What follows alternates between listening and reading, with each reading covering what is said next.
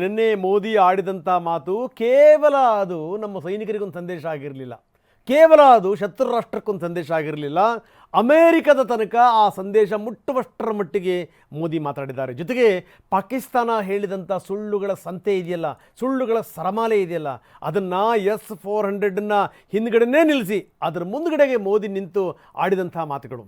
ಜೊತೆಗೇನು ಅಂತಂದರೆ ನಮ್ಮ ವಿಮಾನಗಳ ಹೆಸರುಗಳನ್ನು ಹೇಳಿ ಮೋದಿ ಆಡಿದಂಥ ಮಾತುಗಳು.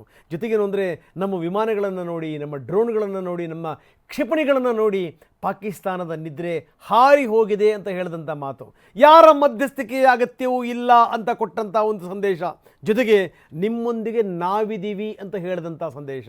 ಎಲ್ಲಿಂದ ಭಾರತದ ಯುದ್ಧ ಆರಂಭ ಆಯಿತು, ಎಲ್ಲಿಂದ ನಿಂತು ಪಾಕಿಸ್ತಾನವನ್ನು ನಾವು ಬಡಿದ್ವಿ, ಎಲ್ಲಿಂದ ನಿಂತು ನಾವು ಪಾಕಿಸ್ತಾನವನ್ನು ತಡೆಗಟ್ಟಿದ್ವಿ, ಅಲ್ಲಿಂದಲೇ ಉಧಂಪುರ್ನಿಂದಲೇ ಮೋದಿ ಆಡಿದಂಥ ಮಾತುಗಳಿದೆಯಲ್ಲ, ಆ ಮಾತುಗಳು. ಅಭಿ, ಸೈಟ್ ತಗೊಳ್ಳೋದು ಬೆಟರಾ ಅಥವಾ ಅಪಾರ್ಟ್ಮೆಂಟ್ ತಗೊಳ್ಳೋದು ಬೆಟರಾ? ಚಿಂತೆ ಯಾಕೆ, ಒಬ್ಬ ರಿಯಲ್ ಎಸ್ಟೇಟ್ ಎಕ್ಸ್ಪರ್ಟ್ ಜೊತೆ ಮಾತಾಡು. ಹೌದಾ? ಹೇಗೆ? Boss Vala B the boss. ಇಡೀ ವಿಶ್ವಕ್ಕೆ ಮುಟ್ಟಿದೆ.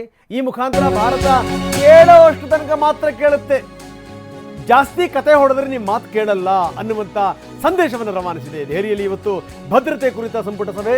ಬೆಳಗ್ಗೆ 11 ಗಂಟೆಗೆ ಸಂಪುಟ ಸಮಿತಿ ಸಭೆ ನಡೆಯುತ್ತೆ.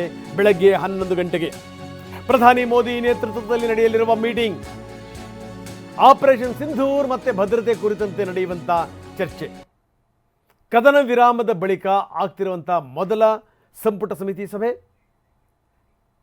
ಪ್ರಧಾನಿ ಅದರ ನೇತೃತ್ವವನ್ನು ವಹಿಸ್ತಾರೆ. ಸಹಜವಾಗಿಯೇ ಆಪರೇಷನ್ ಸಿಂಧೂರ್ ಮತ್ತು ಭದ್ರತೆ ಕುರಿತಂತೆ ಚರ್ಚೆ ನಡೆಯುತ್ತೆ. ಜೊತೆಗೇನು ಅಂದರೆ ಈ ರೀತಿ ಟ್ರಂಪ್ನ ಸ್ಟೇಟ್ಮೆಂಟ್ಗಳು ಒಂದಾದ ಮೇಲೆ ಒಂದು ಬರ್ತಿರುವಂಥ ಮಾತುಗಳು, ಇದರ ಪರಿಣಾಮಗಳು, ಜೊತೆಗೆ ಇದೆಲ್ಲವನ್ನು ಸೇರಿಸಿ ಪಾಕಿಸ್ತಾನಕ್ಕೆ ಹೆಂಗೆ ಉತ್ತರ ಕೊಡಬೇಕು,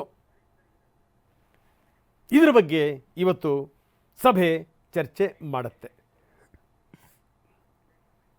ಬನ್ನಿ, ನಮ್ಮ ಪ್ರತಿನಿಧಿ ಹರೀಶ್ ದೆಹಲಿಯಿಂದ ನಮ್ಮೊಂದಿಗೆ ನೇರ ಸಂಪರ್ಕದಲ್ಲಿದ್ದಾರೆ. ಹರೀಶ್, ಭಾಳ ಗಮನಿಸಬೇಕಾದಂಥ ಸಂಗತಿ, ನಿನ್ನೆ ಪ್ರಧಾನಮಂತ್ರಿಗಳು ಮಾತಾಡಿದಂಥ ಮಾತಿದೆಯಲ್ಲ, ಅವರು ಅಬ್ಬರಿಸಿ ಬೊಬ್ಬಿರದಂಥ ರೀತಿ ಇದೆಯಲ್ಲ, ಅದು ಹರೀಶ್ ನನ್ನ ಧ್ವನಿ ಕೇಳ್ತಾ ಇದೆಯಾ? ಹರೀಶ್ ನನ್ನ ಧ್ವನಿ ಕೇಳ್ತಾ ಇದೆಯಾ? ನಿನ್ನೆ ಪ್ರಧಾನಿಗಳು ಮಾತಾಡಿದಂಥ ಮಾತಿದೆಯಲ್ಲ, ಆ ಸಂದೇಶ ಕೇವಲ ಏನು ಅಂದರೆ ನಮ್ಮ ದೇಶದ ನಾಗರಿಕರಿಗೆ ಮಾತ್ರ ಕೊಟ್ಟಿರುವಂಥ ಸಂದೇಶ ಅಲ್ಲ, ಜೊತೆಗೆ ಏನು ಅಂದರೆ ನಮ್ಮ ಸೈನ್ಯಕ್ಕೆ ಮಾತ್ರ ಕೊಟ್ಟಿರುವಂಥ ಸಂದೇಶ ಅಲ್ಲ, ಕೆಲವರಿಗೆ ಅದು ಎಚ್ಚರಿಕೆಯ ಸಂದೇಶ. ಹೇಳಿ ಕೇಳಿ ಅದು ಪಾಕಿಸ್ತಾನಕ್ಕಂತೂ ದೊಡ್ಡ ಎಚ್ಚರಿಕೆಯ ಸಂದೇಶ. ನಿಮ್ಮನ್ನು ಮುಟ್ಟಿ ನೋಡ್ಕೊಳ್ಳೋ ರೀತಿಯಲ್ಲಿ ಹೊಡಿತೀವಿ ಎನ್ನುವಂಥ ಸಂದೇಶ. ಜೊತೆಗೆ ಪದೇ ಪದೇ ಮೂಗು ತೋರಿಸ್ತಿರುವಂಥ ಅಮೆರಿಕಕ್ಕೂ ಕೂಡ ಒಂದು ದೊಡ್ಡ ಸಂದೇಶ. ಈ ಮುಖಾಂತರ ಏನು ಅಂತಂದರೆ ಸುಳ್ಳಿನ ಸರಮಾಲೆಯನ್ನು ಹೇಳಿದಂಥ ಪಾಕಿಸ್ತಾನಕ್ಕೆ S-400 ಮುಂದೆನೇ ನಿಂತು ಮೋದಿ ಕೊಟ್ಟಿರುವಂಥ ಸಂದೇಶ, ಇದು ವಿಶ್ವಕ್ಕೆ ಮುಟ್ಟಿರುವಂಥ ಸಂದೇಶ. ಇದೆಲ್ಲದರ ಜೊತೆಗೆ ಇವತ್ತಾಗ್ತಿರುವಂಥ ವೆರಿ ಇಂಪಾರ್ಟೆಂಟ್ ಮೀಟಿಂಗ್, 11 ಗಂಟೆಗೆ ನಡೆಯುವಂಥ ಮೀಟಿಂಗ್ನಲ್ಲಿ ಇವತ್ತು ಕೆಲವೊಂದು ನಿರ್ಧಾರಕ್ಕೆ ಬರುವಂಥ ಸಾಧ್ಯತೆ ಇದೆ. ಎಷ್ಟರ ಮಟ್ಟಿಗೆ ಇಂಪಾರ್ಟೆಂಟ್ ಇವತ್ತಿನ ಮೀಟಿಂಗ್ ಹರೀಶ್? ಹೌದು ರಂಗನಾಥ್, ಇವತ್ತು 2 ಪ್ರಮುಖ ಸಭೆಗಳು ನಡೀತಾ ಇದೆ. ಒಂದು ಭದ್ರತಾ ಸಂಪುಟ ಸಮಿತಿಯ ಸಭೆ, ಅದಾದ ನಂತರ ಸಚಿವ ಸಂಪುಟ ಸಭೆ ನಡೆಯುತ್ತೆ. ಏನು ಭಾರತ ಹಾಗೂ ಪಾಕಿಸ್ತಾನದ ನಡುವೆ ಕದನ ವಿರಾಮ ಘೋಷಣೆಯಾಗಿ 4 ದಿವಸಗಳು ಕಳೆದಿದೆ. 4 ದಿವಸಗಳ ಬಳಿಕ ಈ ಒಂದು ಮೊದಲ ಸಭೆ ನಡೀತಾ ಇರುವಂತಹದ್ದು ಸಂಪುಟ ಸಮಿತಿ ಸಭೆ ಏನಿದೆ, ಭದ್ರತೆ ಕುರಿತಂತಹ ಸಂಪುಟ ಸಮಿತಿ ಸಭೆ, ಇದು ಬಹಳಷ್ಟು ಮುಖ್ಯ ಆಗುತ್ತೆ. ಈ ಸಭೆಯಲ್ಲಿ ರಕ್ಷಣಾ ಸಚಿವರು, ವಿದೇಶಾಂಗ ಸಚಿವರು, ಜೊತೆಗೆ ಗೃಹ ಸಚಿವರು ಇರ್ತಾರೆ. ಪ್ರಧಾನಿ ನರೇಂದ್ರ ಮೋದಿ ಅವರ ನೇತೃತ್ವದಲ್ಲಿ ನಡೆಯುವಂತಹ ಸಭೆ ಪ್ರಮುಖವಾಗಿ ಅನೇಕ ವಿಚಾರಗಳ ಬಗ್ಗೆ ಚರ್ಚೆ ಆಗುತ್ತೆ. ಈಗ ಭಾರತ ಹಾಗೂ ಪಾಕಿಸ್ತಾನದ ನಡುವೆ ಕದನ ವಿರಾಮ ಘೋಷಣೆ ಆಗಿದೆ. ಕದನ ವಿರಾಮ ಘೋಷಣೆ ಆದ ಬಳಿಕ ಅನೇಕ ಸಂಗತಿಗಳು ನಡೆದಿರುವಂತಹದ್ದು. ಮುಖ್ಯವಾಗಿ ಅಮೆರಿಕ ಕೂಡ ಮಧ್ಯಪ್ರವೇಶವನ್ನು ಮಾಡಿದೆ, ಮತ್ತೆ ಪದೇ ಪದೇ ಅಡ್ವಾಂಟೇಜ್ ಅನ್ನ ಡೊನಾಲ್ಡ್ ಟ್ರಂಪ್ ಅವರು ತೆಗೆದುಕೊಳ್ತಿದ್ದಾರೆ. ಭಾರತ ಹಾಗೂ ಪಾಕಿಸ್ತಾನದ ಮಧ್ಯೆ ಯುದ್ಧ ನಿಲ್ಲಿಸಿದ್ದೆ ನಾನು, ಮತ್ತೆ ವ್ಯಾಪಾರದ ಒಂದು ಬೆದರಿಕೆಯನ್ನು ಹಾಕಿದ್ದೆ, ವ್ಯಾಪಾರವನ್ನ ಸ್ಥಗಿತಗೊಳಿಸಬೇಕಾಗುತ್ತೆ ಅನ್ನುವಂಥ ಬೆದರಿಕೆಯನ್ನ 2 ರಾಷ್ಟ್ರಗಳಿಗೆ ಕೊಟ್ಟಿದ್ದೆ.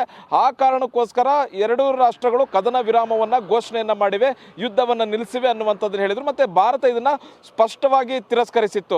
ಇಂತಹ ಯಾವುದೇ ಹೇಳಿಕೆಗಳು ಅಮೆರಿಕದಿಂದ ಬಂದಿಲ್ಲ. ಬಂದಿಲ್ಲ. ಮತ್ತೆ ಈ ತರದ ಯಾವುದೇ ವಿಚಾರಗಳು ಕೂಡ ಅಮೆರಿಕ ಹಾಗೂ ಭಾರತದ ಮಧ್ಯೆ ಚರ್ಚೆ ಆಗಿಲ್ಲ ಅನ್ನುವಂಥದ್ದನ್ನ ವಿದೇಶಾಂಗ ಸಚಿವಾಲಯ ಸ್ಪಷ್ಟಪಡಿಸಿತ್ತು. ಮತ್ತೆ ಭಾರತದ ವಿರೋಧ ಪಕ್ಷಗಳು ಕೂಡ ಇದನ್ನೇ ಪ್ರಶ್ನೆ ಮಾಡ್ತಿರುವಂತಹದ್ದು ಮೋದಿ ಸರ್ಕಾರವನ್ನ. ಹೀಗಾಗಿ ಇವತ್ತು ಈ ಸಭೆಯಲ್ಲಿ ಪ್ರಮುಖವಾಗಿ ಚರ್ಚೆ ಆಗುತ್ತೆ. ಯಾಕಂದ್ರೆ ವಿದೇಶಾಂಗ ಸಚಿವಾಲಯದ ಸಚಿವರು ಇರ್ತಾರೆ, ಬಹು ಮುಖ್ಯವಾಗಿ ಈ ವಿಚಾರದ ಬಗ್ಗೆ ಚರ್ಚೆ ಆಗುತ್ತೆ. ಅಮೆರಿಕ ಈ ರೀತಿ ಹೇಳ್ತಿರೋದನ್ನ ಯಾವ ರೀತಿಯಾಗಿ ನಾವು ರಾಜತಾಂತ್ರಿಕವಾಗಿ ಇದಕ್ಕೆ ಒಂದು ಪ್ರತ್ಯುತ್ತರವನ್ನು ಕೊಡಬೇಕು ಅನ್ನುವಂಥದ್ದು ಒಂದು ಚರ್ಚೆ ಜೊತೆಗೆ ಮತ್ತೆ ಪಾಕಿಸ್ತಾನ ಕೂಡ ಯುದ್ಧವನ್ನ ನಾವು ಗೆದ್ವಿ ಅನ್ನುವಂಥ ನಿಟ್ಟಿನಲ್ಲಿ ಸಂಭ್ರಮವನ್ನ ಪಾಕಿಸ್ತಾನ ಪಡ್ತಿದೆ. ಜೊತೆಗೆ ಉಗ್ರರ ಜೊತೆಗೆ ಪಾಕಿಸ್ತಾನ ಸೈನ್ಯ ಕೂಡ ನಿಂತಿರುವಂತಹದ್ದು. ಇನ್ನು ಬಹು ಮುಖ್ಯವಾಗಿ ನ್ಯೂಕ್ಲಿಯರ್ ಥ್ರೆಟ್ ಅನ್ನ ಪಾಕಿಸ್ತಾನ ಕೊಡ್ತಾ ಇದೆ ಭಾರತಕ್ಕೆ. ಇದಕ್ಕೆ ಪ್ರಧಾನಿ ನರೇಂದ್ರ ಮೋದಿ ಅವರು ಸರಿಯಾದಂತ ತಿರುಗೇಟನ್ನ ನಿನ್ನೆ ಕೊಟ್ಟಿರುವಂತಹದ್ದು. ಮತ್ತೆ ಭಾರತದ ಸೇನೆಯ ಶಕ್ತಿ ಸಾಮರ್ಥ್ಯ ಏನು ಅನ್ನುವಂಥದ್ದನ್ನ ಪಾಕಿಸ್ತಾನಕ್ಕೂ ತೋರಿಸೋದ್ರ ಜೊತೆಗೆ ಇಡೀ ವಿಶ್ವಕ್ಕೂ ಕೂಡ ತೋರಿಸಿದ್ದಾರೆ. ಇದು ಕೂಡ ಮುಂದೆ ಪಾಕಿಸ್ತಾನದ ವಿರುದ್ಧ ಮುಂದಿನ ಕಾರ್ಯಾಚರಣೆಗಳು ಹೇಗಿರಬೇಕು ಅನ್ನುವಂಥದ್ರ ಬಗ್ಗೆ ಕೂಡ ಚರ್ಚೆ ಆಗುತ್ತೆ. ಬಹು ಮುಖ್ಯವಾಗಿ ಆಪರೇಷನ್ ಸಿಂಧೂರು ಮುಗಿಯೋದಿಲ್ಲ ಅನ್ನುವಂಥದ್ದು ಹೇಳಿದರೆ ಇದು ನಿರಂತರವಾದಂತಹ ಕಾರ್ಯಾಚರಣೆ. ಇಂಡಿಯಾದ ಒಳಗೂ ಮತ್ತೆ ಪಾಕಿಸ್ತಾನದ ಗಡಿಯ ಆಚೆಗೂ ಎರಡೂ ಕಡೆಯೂ ಕೂಡ ಆಪರೇಷನ್ ಮುಂದುವರಿಯುತ್ತೆ. ಉಗ್ರವಾದವನ್ನ ಪಾಕಿಸ್ತಾನ ಮುಂದುವರಿಸಿದ್ರೆ ಅಲ್ಲಿಯವರೆಗೂ ಕೂಡ ಆಪರೇಷನ್ ಸಿಂಧೂರ ಮುಂದುವರಿಯುತ್ತೆ ಅನ್ನುವಂಥ ಎಚ್ಚರಿಕೆಯನ್ನು ಕೊಟ್ಟಿದ್ದಾರೆ. ಬಹು ಮುಖ್ಯವಾಗಿ ಕಾಶ್ಮೀರದಲ್ಲಿ ಉಗ್ರರನ್ನ ಶೋಧ ಮಾಡುವಂಥ ಕೆಲಸ ನಡೀತಾ ಇದೆ.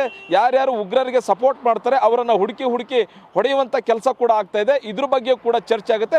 ಅನೇಕ ಆಯಾಮಗಳಲ್ಲಿ ಇವತ್ತು ಭದ್ರತಾ ಸಂಪುಟ ಸಮಿತಿ ಸಭೆಯಲ್ಲಿ ಚರ್ಚೆ ಆಗುತ್ತೆ. ಆನಂತರ ಸಚಿವ ಸಂಪುಟ ಸಭೆಯಲ್ಲೂ ಕೂಡ ಚರ್ಚೆ ಆಗುತ್ತೆ. ಕದನ ವಿರಾಮ ಆದ ನಂತರ ಏನಾಗ್ತಾ ಇದೆ ಅನ್ನುವಂಥದ್ದು, ಗಡಿಗಳಲ್ಲಿನ ಪರಿಸ್ಥಿತಿ ಏನಾಗಿದೆ ಅನ್ನುವಂಥ ಅವಲೋಕನ ಕೂಡ ನಡೆಯುತ್ತೆ.